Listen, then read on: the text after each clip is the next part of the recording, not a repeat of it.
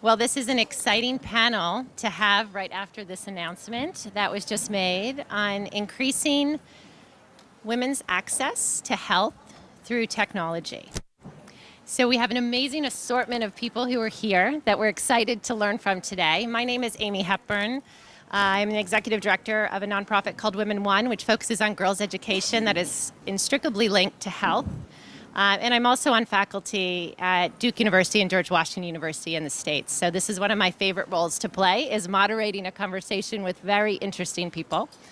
Let's take a poll of who's in the audience today. How many of you, raise your hand if you are with a large corporation that is focusing on health or digital health technology? Okay, that's good representation. How many of you would consider yourself an entrepreneur in this space for digital health technology? Okay, bringing innovation into the space, fantastic. And then anyone in the nonprofit or international organization space that is working with that? Okay, fantastic. All right, well, hopefully this conversation and those that are here today will give you a sense of what a multifaceted issue this is as we think about increasing both access to health and how digital technology can really benefit. As I was preparing for this panel, there were a couple of statistics that really stood out in my mind. One is that 850 women per day, according to a WHO study, are dying from pregnancy and childbirth related causes, almost entirely preventable. Another is that 90% of women in developing countries don't have access to mammograms.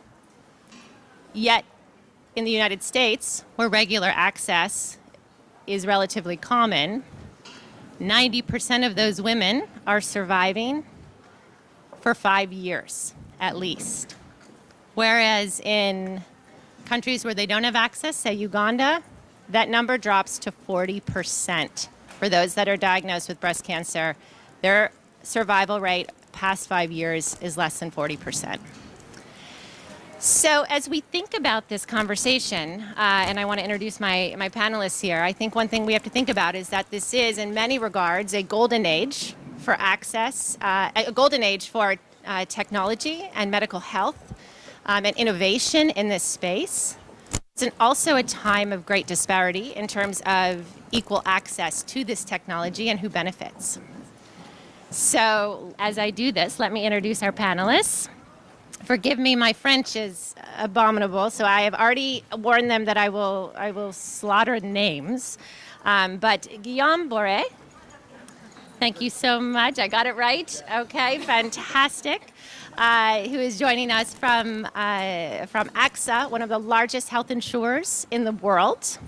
Next to him is Karen Linehan from General Legal Counsel and head, who we just saw on stage over there, from Sanofi. Marie-Ange Seneca-Yao. Seneca-Yao, better?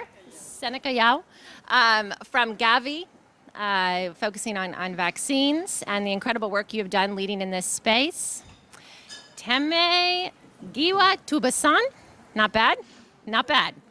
Our resident entrepreneur on this panel, who is doing great work with LifeBank, and it's going to be interesting to hear her story.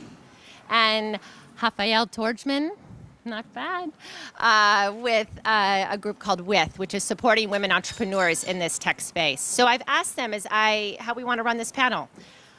I have some initial questions to each of them, which will allow them to tell you a little bit about their work and what they're doing in this space. And then I want this to be interactive. We will go to questions from the audience. So you think about questions you want to have answered from this incredible collection of people.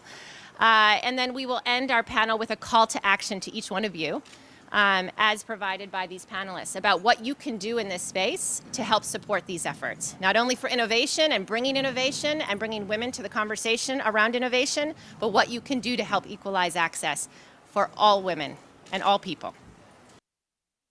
Let's start on a high note. Guillaume,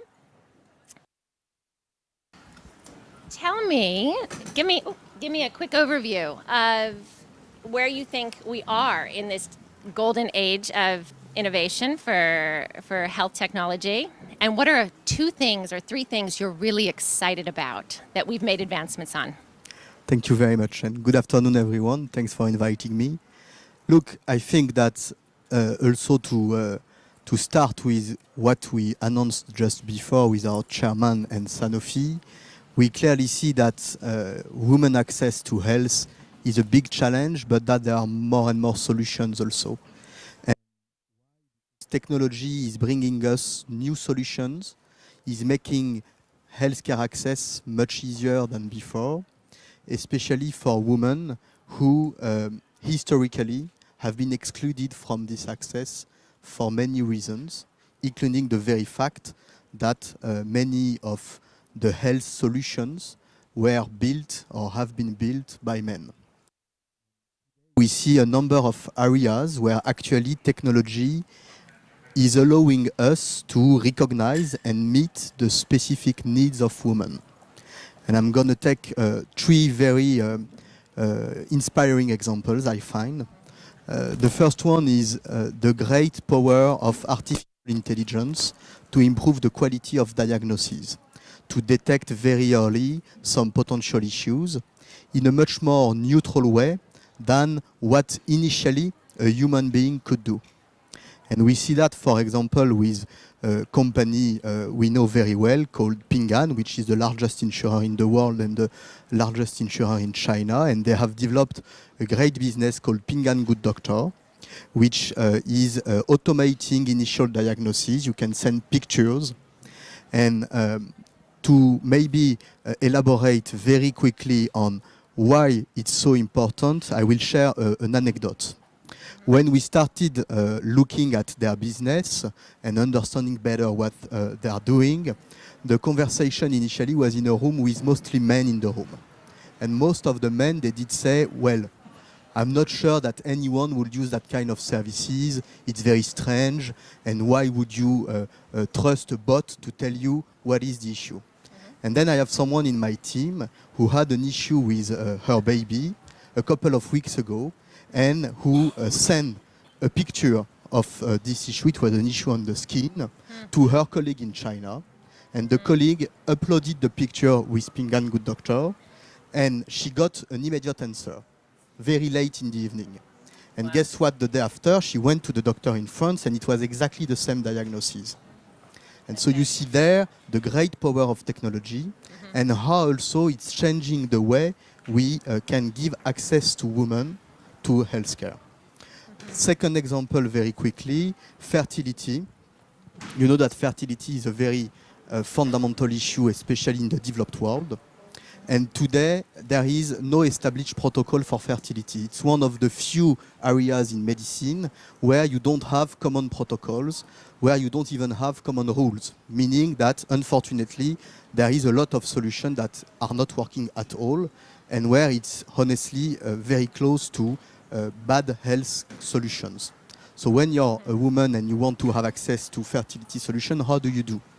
And there we have launched with a wonderful woman in our internal incubator a new business called Apricity in the UK, which is using the power of artificial intelligence to better assess the result of fertility protocols and give advice to the woman as to which kind of protocol and what kind of clinics should be best for their specific issue in terms of fertility. So I find with those 2 examples, and I won't cover the third one because I was already too long, but with those 2 examples, that it's very inspiring to see that with technology, we are going to find new solutions and dramatically improve the access to healthcare. Interesting. I would guess that this Ping the Doctor, as you were calling it, would be very popular, as you said, for working moms with children. Absolutely. Yeah. Absolutely. Yeah. I'm a mom of 4 kids myself, so I would like to use that and keep me out of the pediatrician's office every week. Karen, with the work you're doing with Sanofi, and clearly the importance of focusing on women and women-led technology, what are some of the innovations you're seeing that you're particularly excited about, and how are you bringing a gender lens into this work specifically? First, let's give it some context. In the last 250 years, the life expectancy for women has gone from 28 to 85. Now, of course, it's not just because of the healthcare sector. We have to keep in mind that clean water and sanitation have helped. But with my colleague from Gavi, we have eradicated smallpox. It goes a long way to improving life expectancy, and we're close to eradicating polio, which are key. Think about it. Antibiotics have only been around for 90 years, and yet we're still using them and protecting people.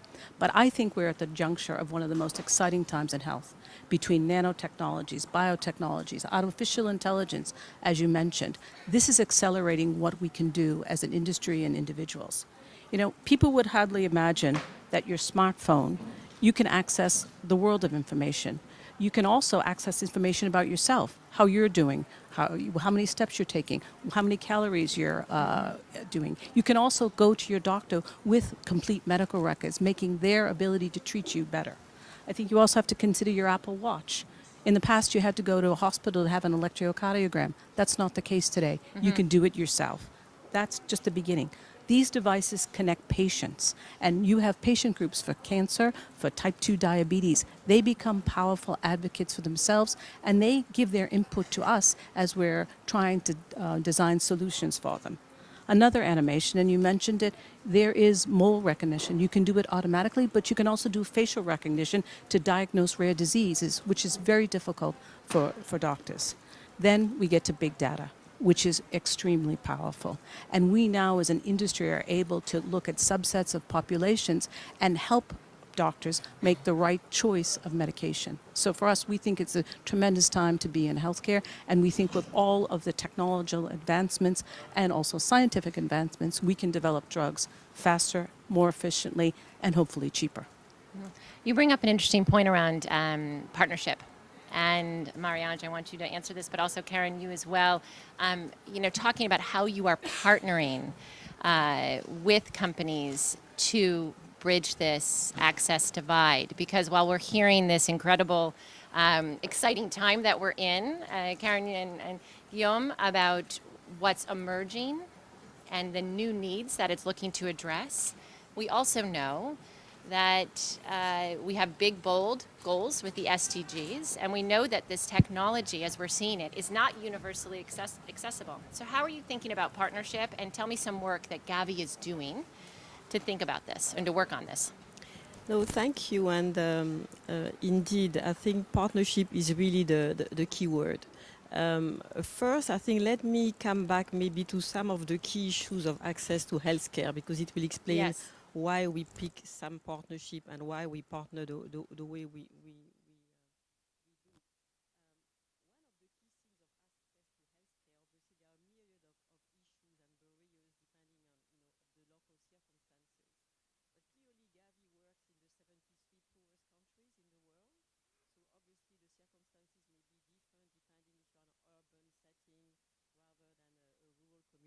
Or a refugee camp. But one of the key things, and I think it re-emphasizes some of the things that Guillaume and Karen have said, one of the key things where technology is phenomenal is probably in addressing the issue of data first. And then education and some of the gender-related barriers. If I start with data, clearly what we continue seeing is that 1 in 4 children around the world are not identified. They do not exist. They are not registered.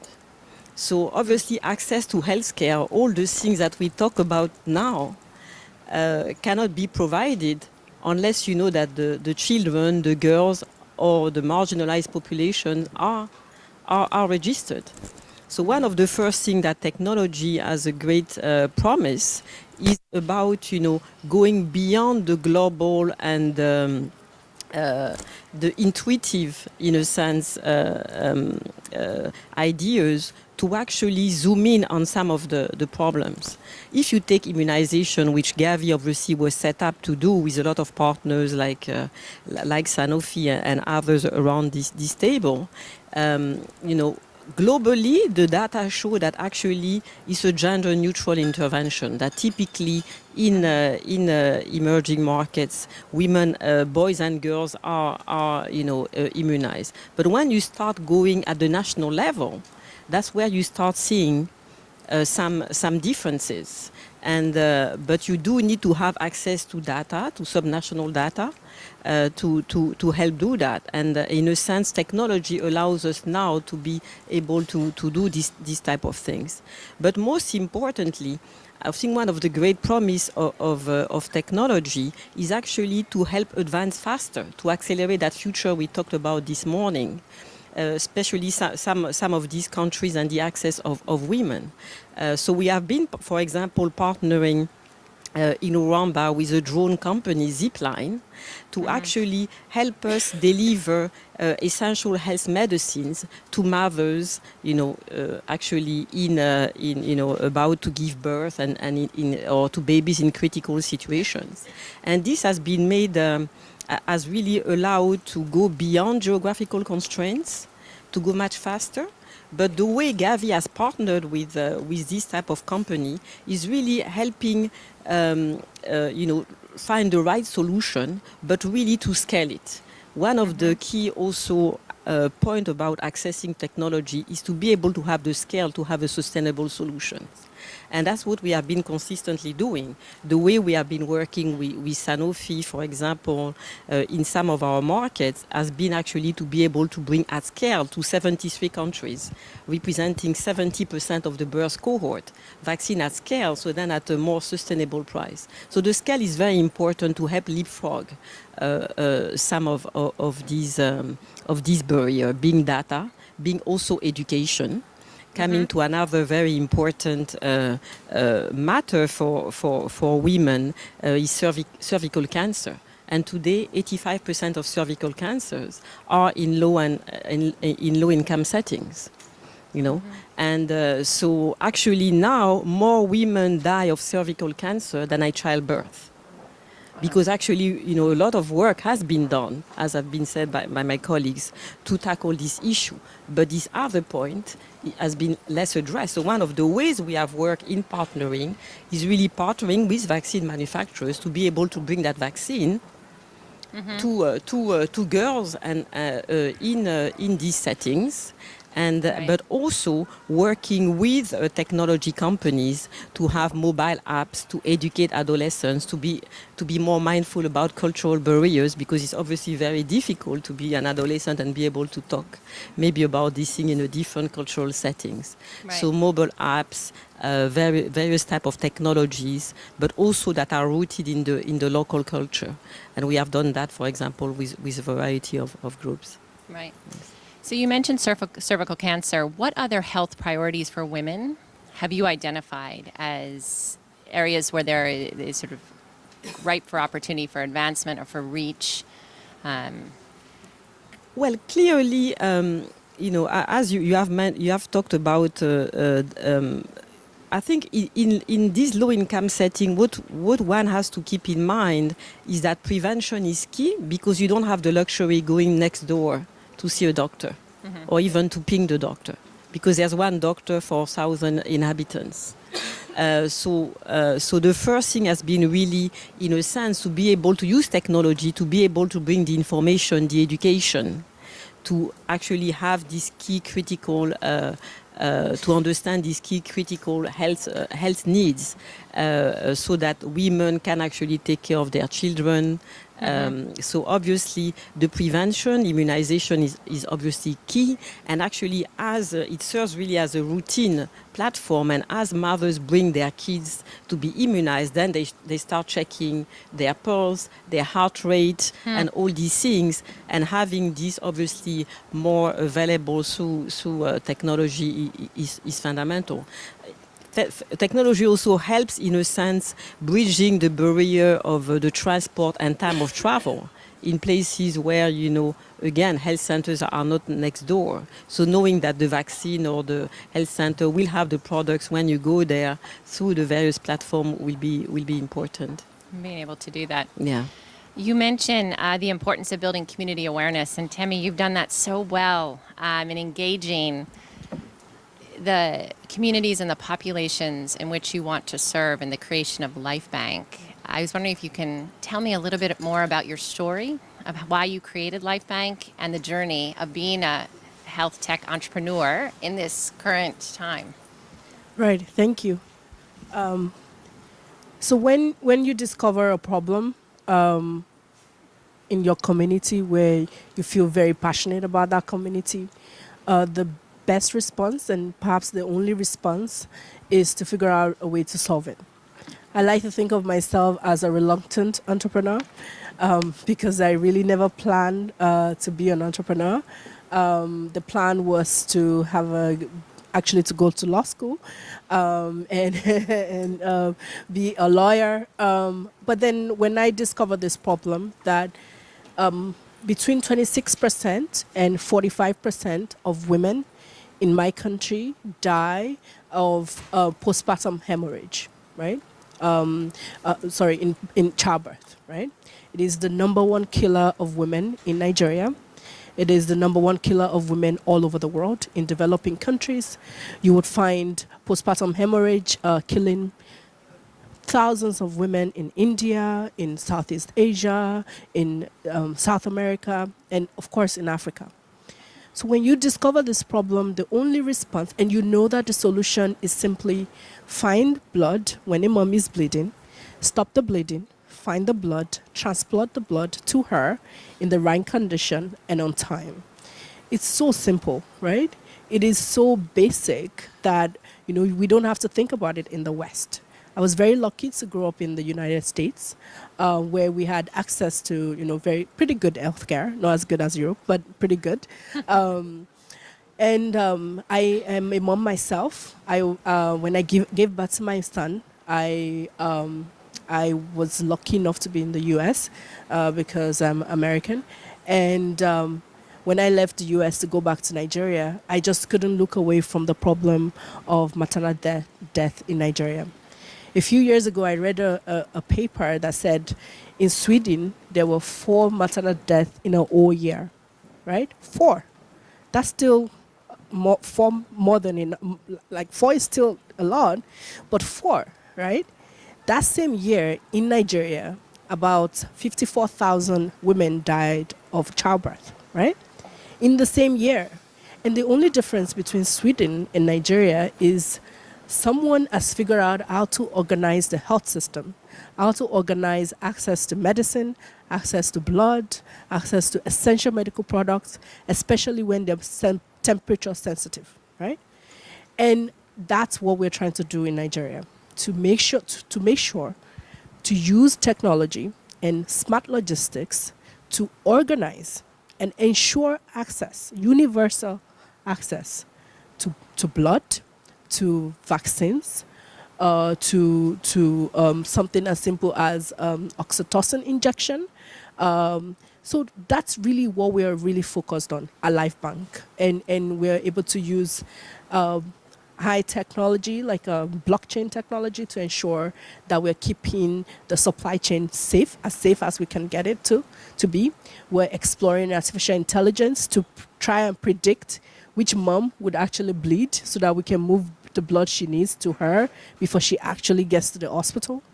We're also using low tech because when some of you have been to Africa, access to data, high level data is not something that is available. Internet is very slow. So you really have to think about low technology, sort of that you can develop using feature phones and deliver this technology to people in very rural areas and the urban poor. So we're looking at technology that SMS technology, we're looking at USSD technology, and our real insights around technology is to sort of combine high tech using artificial intelligence, using blockchain, but deliver these high technology tools using low tech like SMS and USSD. So at LifeBank, we're really focused on marrying technology with smart logistics to make sure that we can save those mothers that really, really, really, really, really need our help. My goal at LifeBank is to tell the story that only 4 women died in childbirth at some point in Nigeria, and perhaps even 0, right, at some point, and that's our goal. So Temi, just as a follow-up on that, when you tell the story in reflection, it seems very linear and very obvious, maybe somewhat straightforward. You know, for an audience here who is looking at supporting entrepreneurs and entrepreneurs themselves, I know that's not the case. What, if you can pick one, what was your biggest obstacle in realizing you identified a problem, but in realizing a solution, what was that biggest obstacle?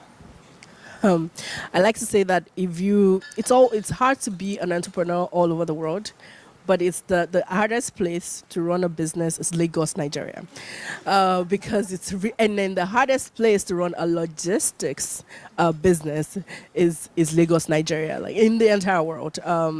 My commute every day from my home to my office is about 4 hours, so you can imagine the level of congestion and the craziness that happens in Lagos. It's also a very difficult environment for businesses. So I like to say that I choose myself. I can run a business anywhere in the world because I've done it in Nigeria successfully for the last 3 years.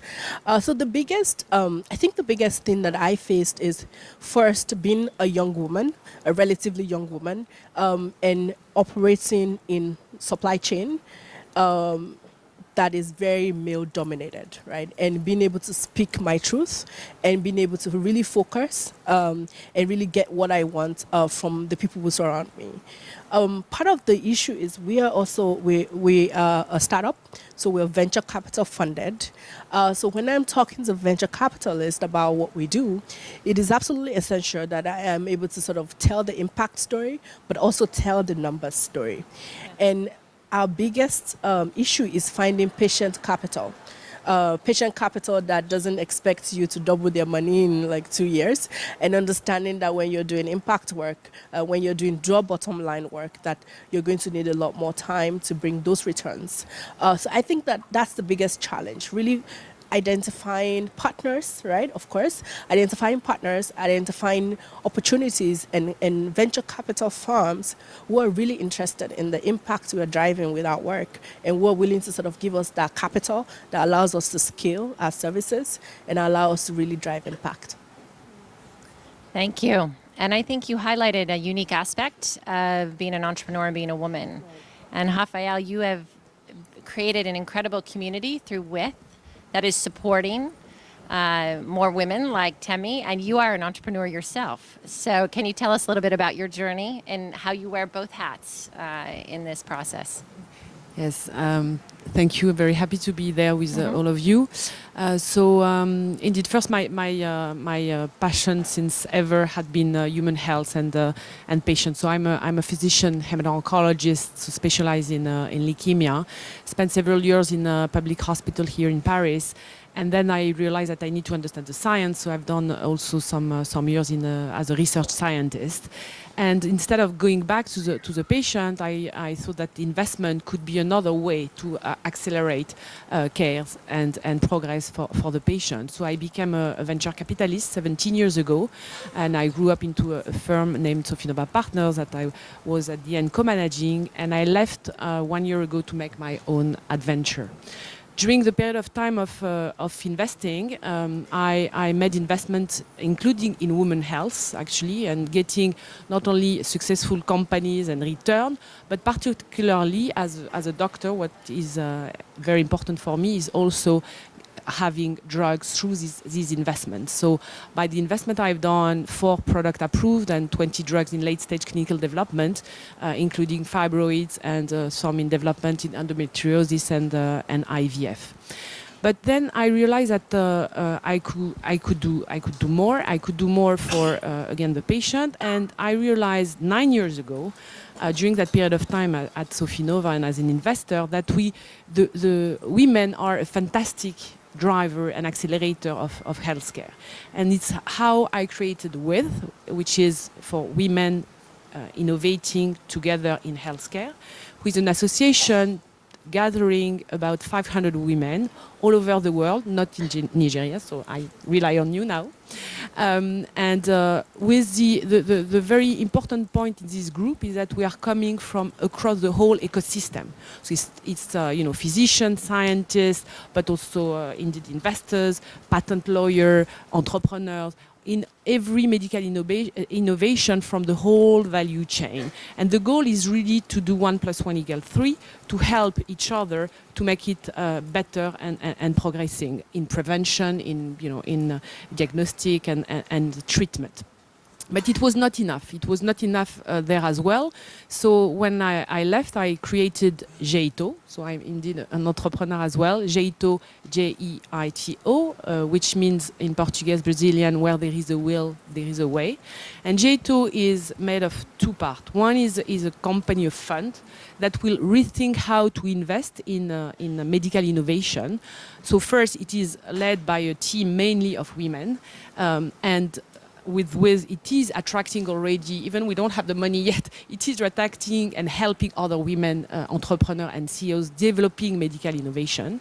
And the way to rethink, why rethinking, is because of the women angle and strengths, but also because accessing to care through investment, the PTs, as you said, as VCs, they invest, and it's what I've done in the past, but very rapidly push to an exit and push not to invest so much money, to raise so much money. So finally, you have loss in terms of upside financially, but also obviously in terms of drugs and potential product to the patient because you stop early. If you sell too early to a corporate, that will stop because it's not enough advance, or because the company won't raise enough money accomplishing the ambition of the entrepreneur.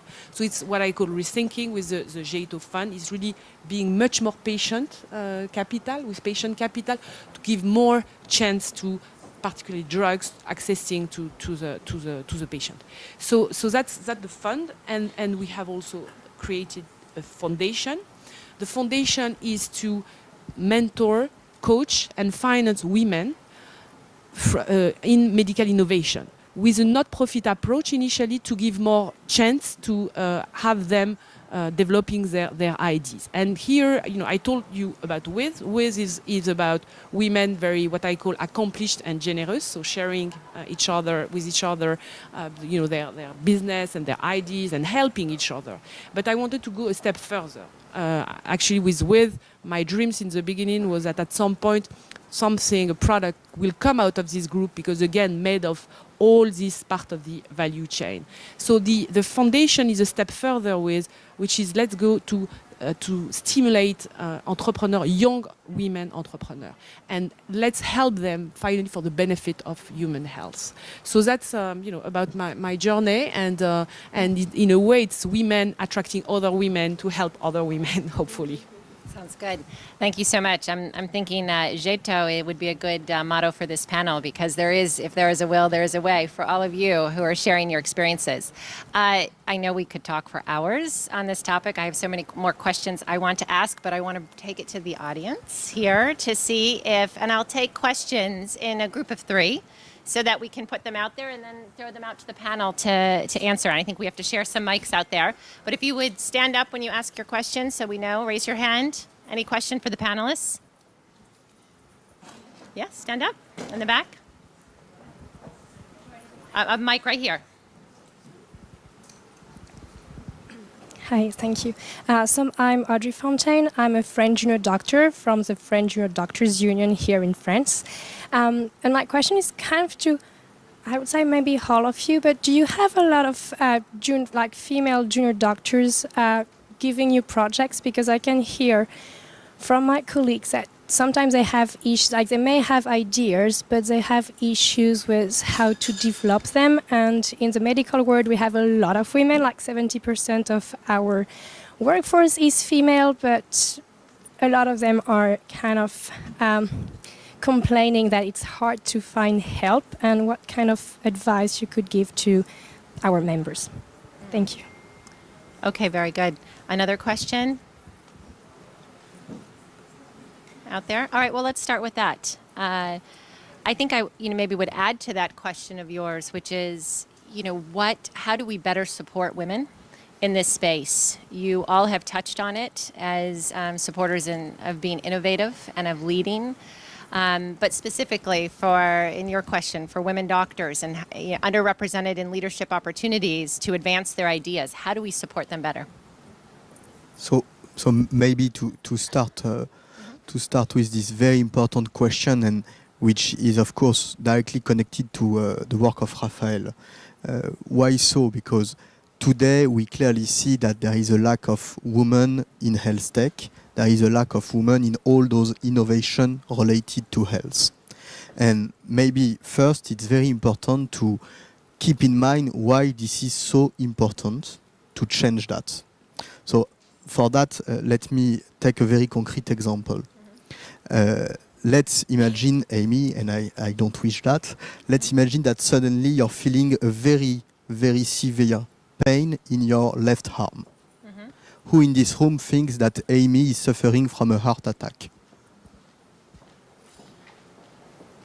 So a lot of you, and I'm sure that more of you are thinking that. The issue is that in most of the cases, for women, heart attack, you don't have any pain in the left arm.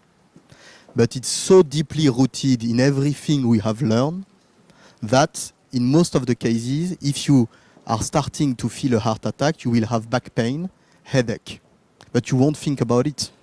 Because from decades, you have learned, we have all learned, also in the movies, in everything, that you feel first pain in the left arm.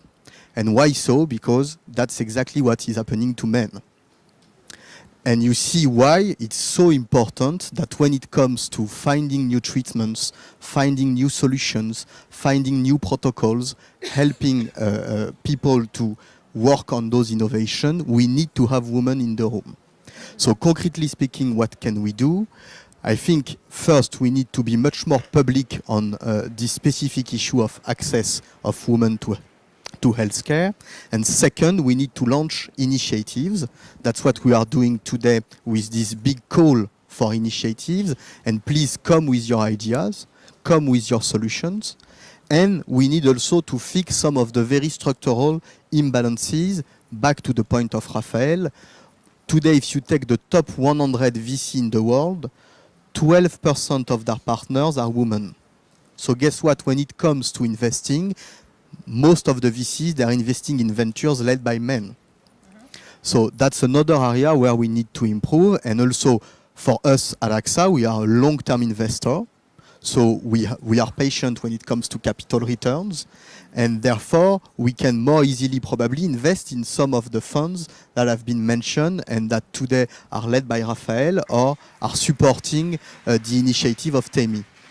So that's concretely speaking how we can make a difference today. Is there another question out there? You want No, yeah. I wanted just to Raphael. reinforce some message of Guillaume. First, indeed, the fact that women as accelerator or driver, because with the example you have given, there is even more and more data showing that if you have at least one woman in the authors of a publication, scientific publication in healthcare, at least one woman, and even if she's the first author, which is even more, important role, then you have outcomes of the experiment that are much better. Why? Because it will be much more open, looking at not only males but also females, including animal data. So, and also it has been shown in clinical trials. So there are more and more data showing that. So I wanted just to reinforce that, and also to reinforce the and trying to answer to your question. It's not easy to answer practically, but at least we are making some initiatives, some efforts like with Foundation, and come to meet us with pleasure. But wanted to reinforce the fact that indeed in VC investment group, the fact that you are mainly men, it doesn't help to attract or to listen, just to open the door and to listen, or to listen differently. I had a question from an investor interested into JETO, because I showed that we have, even though we don't have the money yet, we have already about 20 deals on the table, and half of them are led by a woman CEO.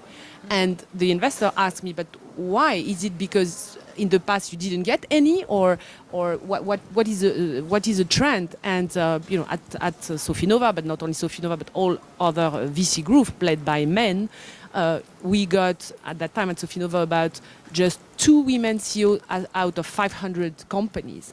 And why now it's more? It's not because of 1 year difference when I left. It's because we are listening more and we are attracting them. And it's the same for me. You know, raising money, then you know who you have in front of you and how you will be listened to. So it's not practical solution, but I think we should all help in different manner and indeed initiative. Sounds good. Karen? Maybe to give the question some practical advice, you know, we know that doctors and hospitals work very hard and they don't have a lot of time. And industry clearly is one who does offer educational grants and other opportunities to work on specific areas. And companies make those grant applications available online so they can be done quicker. I mean, Institut Pasteur, we work in partnership with them, and annually, every year, we recognize the work of young, up-and-coming scientists to appreciate that. But I think there's something to be taken from the U.S., and not because I'm American, but the Boston ecosystem has hospitals, the industry, and universities working seamlessly, not getting caught up about who owns the IP. And if we really could work on more consortiums, I think we could accelerate the advancement of some of these great ideas that are coming from clinicians, because people seeing patients have great ideas about what can be done. Mm-hmm. Thank you so much. We are getting towards the end of our panel, so I want to make sure we have a chance to share some of our takeaways. But just as a summary, I want to share what I'm hearing from all of you. And there is, you know, several themes that are coming through. It's hard to talk with this in my ear. Several themes that are coming through. One is that this is a good time. This is a good time for health technology. There is innovation, and we're driving towards more innovation. But there are still access issues. There are still major divides that need to be bridged, which I'm hearing from you. But there are interesting partnerships that are underway to bridge them. The second is that we need more, or third is that we need more women entrepreneurs at the table, and they need to receive more access to funding to drive these innovations. And I think it's worth noting that it's not just women, it's the intersectional definition of women. It's women from all stages of life and culture, from resource-rich and resource-limited environments. So thinking about it, that's hearing that as well, and the importance of creating collaborations like WITH that support women in this space. So, and then finally, actually, the point about data. All of you mentioned data and the importance. Melinda Gates often says, what gets measured gets done. So if we are not measuring these issues, how are we going to make progress on them? So how can data continue, and investing in data continue to help us do that? So in thinking about these themes that we've discussed today, I would love, and we'll reverse, we'll start with you, Raphael, because we started with Guillaume. Looking at this audience today with a mixture of experiences, what is your call to action? What can they do to support these themes that I just illustrated? If one word, and also to answer to the previous question, it's about network and opening doors to these women, because it's how it is. It is the most efficient, and probably in the past men had been more used to do so. So it's really be sure that at least once every even 6 months, you have done something to help a woman to access people that will help. So I would say. Oh, that's interesting. Okay, so that's your call to action. That once every 6 months. At least once every 6 months, work to provide an opportunity for women to advance a creative idea or open a door for funding. Okay, very good. All right, that's your first challenge. Temi, you're up. I live in Africa and I work in Africa. And one thing I know is Africa is open for business. In the past, the way we thought about Africa is the continent that needs help.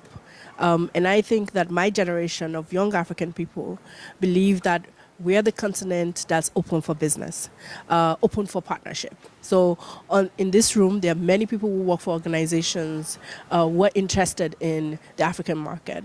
And on the stage, there are lots of, there's Sanofi, there's Gavi, there's AXA, all of this, come to Africa, come and partner with young entrepreneurs like me. We're the future of the continent. We're the backbone of a new way of doing business in Africa, and we're open for business. I love that. I love that reframe as Africa as a continent of opportunity. Thank you. Yes, I think the main, I will go back probably to the data and results probably. I think really, I mean, the call really is that if you have ideas and they may be, we talk a lot about technology, it can be AI, but it can be really low tech. Yes. I think each of your ideas can help us go a very, very long way, especially in the markets we are working on to try to bring actually to accelerate healthcare to women. So I will just finish with one example. We are supporting actually a company, Next Leaf, that is led by a women entrepreneur. And it's basically what this company does. It deploys and manufactures temperature remote sensors that we put on fridge. And obviously for vaccine it's very important because vaccine have to be kept at a certain temperature so that we know that they are efficient. So this young lady manufactured it and deployed it in Kenya, and now through our, initiative Infuse, which is kind of an innovation accelerator, we are helping her scale it throughout the whole of East Africa. But just in one country, we have been able to reduce the cost actually of the vaccine maintenance by 30%. So it's a very simple thing. It's about a remote temperature sensor. So we are not even talking about AI or Internet of Things, but just by doing this, it informs the health worker where the fridge is having a problem, why it's having a problem, and now it informs even manufacturers to actually have better fridges for these markets. So if I could put you on the spot then, if someone here in the audience has a good idea, how do they get that to you?